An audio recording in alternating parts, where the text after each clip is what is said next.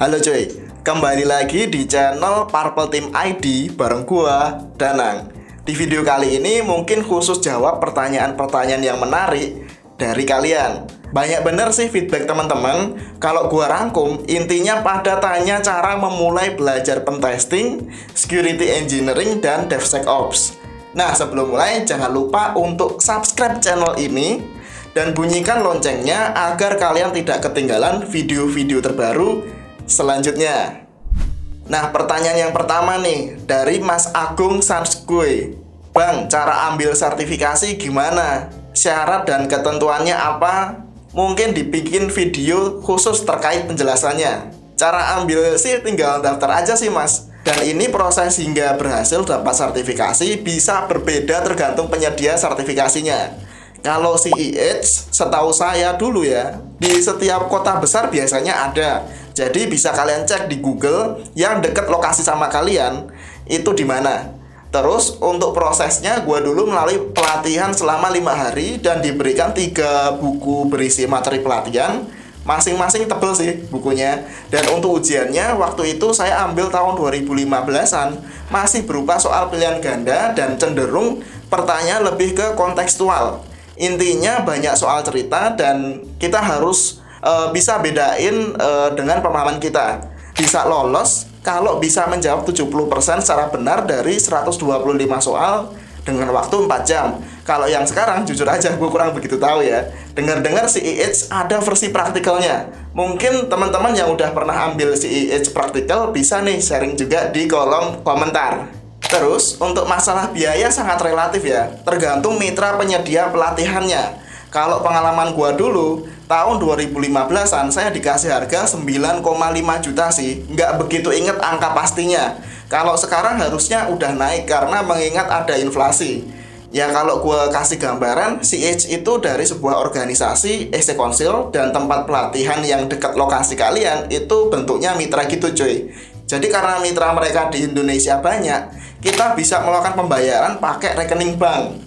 Sedangkan sertifikasi lain ada juga yang bentuk ujiannya full hands-on atau practical pentest beneran. Kalau yang paling dikenal orang umum biasanya OSCP dari Organisasi Offensive Security. Nah yang ini nggak ada cabang guys, karena Offensive Security dari negara lain. Jadi kalau kalian udah daftar, nanti pembayaran hanya dilakukan lewat kartu kredit dan kartu debit yang bisa transaksi online, yang support Visa atau Mastercard gitulah intinya. Setelah pembayaran beres, biasanya akan diberikan video training yang bisa di-download.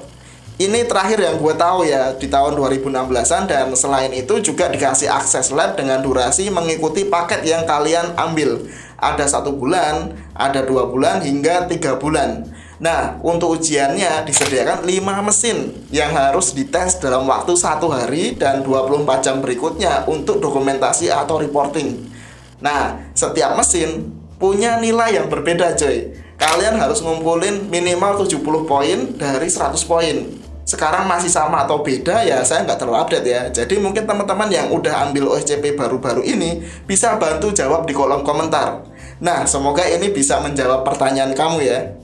Lanjut pertanyaan selanjutnya dari Mas Muhammad Ridwan Syah. Bang, buatin konten like memulai menjadi cyber security engineer dari nol. Kayak lebih ke fasenya gitu, awal-awal harus belajar apa dulu, terus kemana, terus sampai tahap install Linux, rekomendasi Linux bagusnya Linux apa. Jujur gue baru mau terjun di dunia cyber security bang, jadi masih bingung kayak tool-tool yang dibutuhin apa aja dan bahasa pemrograman yang dipakai apa aja.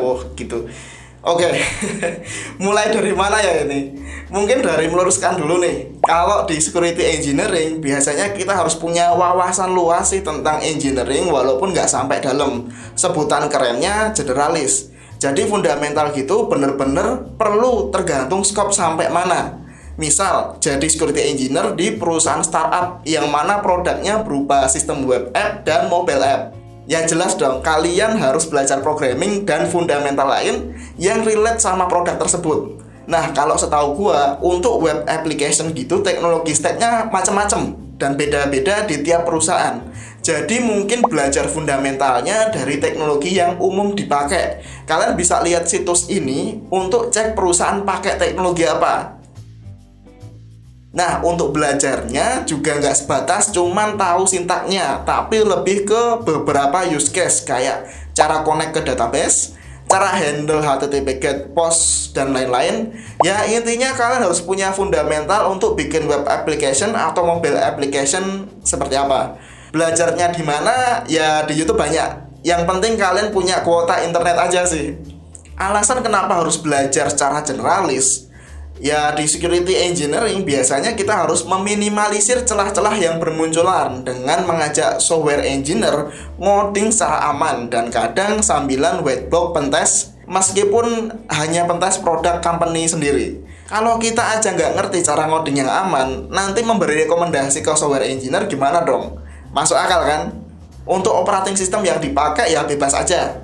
Gua kadang pakai Linux Ubuntu, kadang pakai Mac OS, kadang juga pakai Windows. Gua gonta-ganti mengikuti dari scope yang mau dikerjain. Jadi gue sebenarnya nggak terlalu mengkotak-kotakkan harus pakai operating system apa. Terus untuk konten dari nol, menurut gue itu scope-nya bisa melebar banget ya. Jadi mungkin di sini gue akan bahas lebih banyak karir di cybersecurity kayak gimana. Ya misal yang relate sama DevSecOps kayak gitu, gue udah pernah bikin loh 6 video, jadi teman-teman bisa ngebayangin lah day to day kerjanya kayak gimana. Karena pertanyaan yang kedua ini pengen dibuatin fase-fase, ya oke lah, tapi ini fase yang menurut pendapat gue ya. Fase pertama, fase yang paling awal di sini gue set dari proses agar kalian lolos interview. Biasanya test skill untuk security engineer atau pentester ada beberapa model. Kalau dari pengalaman gua, modelnya pernah ada yang kayak CTF dengan target yang sudah mereka siapkan dengan waktu hanya sekian jam. Ada pula yang modelnya mereview keamanan dari server production perusahaan tersebut. Jadi pas interview kita diajak ngobrol tentang apa yang sudah diterapkan dan belum diterapkan di server production. Tapi ini sebenarnya suka-suka yang mengajak interview. Mau pakai cara apa buat memfilter kandidat ya itu terserah mereka. Pernah juga kok proses tahapan rekrutmennya nggak ada tes skill sama sekali. Cuman interview secara verbal doang. Biasanya yang beginian cuma ngobrolin konsep fundamental aja buat lihat seberapa jauh pemahaman kita. Fase kedua, biasanya fase setelah berhasil join itu adalah menyesuaikan workflow kerja kalian. Kalau kalian gabung di tim security yang udah kebentuk, ya simple aja sih tinggal ikutin gimana workflow mereka. Nah, yang menantang adalah ketika kalian menjadi security engineer pertama di perusahaan tersebut dengan workflow yang belum ada. Ini sering terjadi sih, biasanya teman-teman akan kaget. Mulainya dari mana? Mesti bikin program security apa? Kalau gue simple aja dulu. Mulai dari amanin apa yang paling penting. Semisal kalau perusahaan tempat kerja kalian yang diutamain adalah produk web application dan mobile application, ya kalian bisa lihat dulu proses alur pengembangan mereka seperti apa. Seandainya nih mereka udah melakukan proses SDLC yang benar, ya di sini kalian bisa mencoba mengimplementasikan secure SDLC.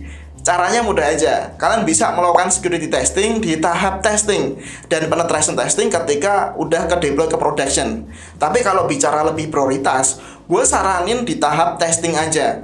Jadi kolaborasi dengan QA. Tapi kalau proses SDLC-nya udah pakai pendekatan DevOps culture, harusnya sih langsung ke arah DevSecOps, bisa-bisa aja. Soalnya kalau udah ada DevOps kayak gitu, proses deployment-nya gitu serba cepet. Takutnya kalian manual begitu ya bisa keteteran. Jadi ya agar kalian bisa mengejar kecepatan deployment, automation emang idealnya ada sih. Kalau yang bagian pentingnya, ya 2 fase itu aja sih. Sekarang kita bisa ngobrolin fase pertama. Untuk fase bagian ini sebenarnya udah gua pernah bahas di video rekomendasi di atas. Tapi kalau mau dijelasin lebih spesifik, kita bisa pakai acuan Application Security Verification Standard dan Web Application Security Testing Guide dari OWASP. OWASP merupakan organisasi yang menyediakan artikel, metodologi, dokumentasi, tools, dan teknologi yang relate sama security. Di sini gue rekomendasiin OWASP ya karena biar proses belajarnya kalian bisa langsung dipakai nantinya di tempat kerja. Soalnya OWASP banyak direferensikan untuk technical framework yang sejauh ini cukup populer. baik itu berupa web application ataupun API, harusnya bisa di cover dengan ASVS dan WSTG. Nah, untuk mengakses bahan belajar ASVS dan WSTG, kalian bisa mengakses alamat ini dan kita bisa download juga PDF-nya dan checklist Excel-nya. ASVS di dalamnya berisi apa saja yang harus diimplementasikan agar bisa mengurangi potensi celah. Nah, baik ASVS dan WSTG tersedia 3 level. Pembagian level ini sebenarnya untuk mengatur prioritas mana yang bisa diduluin. Kalau dari rekomendasi gua bisa mulai dari level 1 dulu. Nah, sedangkan yang Web Application Security Testing Guide ya berisi cara ngetes celah, keamanan, dan menurutku cukup komprehensif. Nah, yang terakhir ada file berupa Excel. Ini dipakai untuk scoring kepatuhan dengan ASVS sudah sejauh mana, dan juga untuk ngebantu kalian untuk apa saja yang perlu dioptimalin lagi terkait security yang pengen kalian kembangkan. Untuk acuan Mobile Application Security, kita bisa pakai Mobile Application Security Verification Standard dan Mobile Security Testing Guide. Ada juga Excel-nya kalau kalian perlu untuk scoring kepatuhan udah sampai mana, dan juga untuk nentuin apalagi yang harus dioptimalin. Nah, mungkin baru ini aja coy yang bisa gue jelasin untuk saat ini. Menurut kalian lebih tertarik bahas yang mana dulu nih?